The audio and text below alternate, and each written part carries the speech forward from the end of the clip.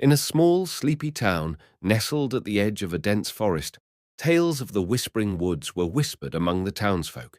They spoke of shadows that moved on their own and voices that carried through the trees, beckoning curious souls to venture deeper into the darkness. One chilly autumn evening, a daring teenager named Lucas decided to prove that the stories were nothing more than folklore. Armed with a flashlight and a sense of bravado, he made his way to the edge of the woods just as the sun began to dip below the horizon. As soon as he crossed the threshold into the trees, an unsettling stillness enveloped him. The only sound was the crunch of twigs beneath his feet. Lucas chuckled nervously, convincing himself it was all just an old wives' tale.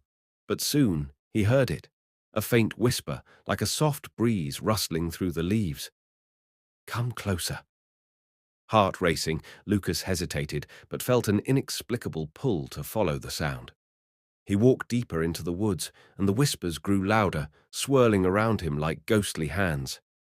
"Stay with us." Forever ... A shiver crawled up his spine. The trees seemed to close in around him, their gnarled roots creating a maze. Panic set in, and he turned to leave, but the path he had taken vanished. The whispers turned into desperate cries. "Help us!" He stumbled forward, trying to escape, but every direction felt wrong. A cold wind whipped through the trees, carrying a haunting melody that promised safety if he just listened. The closer he got to the source of the whispers, the more shadows danced at the edge of his vision.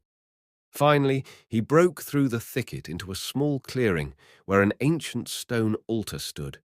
Around it, ghostly figures swirled in an endless waltz, their eyes locked onto Lucas. "Join us," they whispered, their voices merging into a sinister chorus.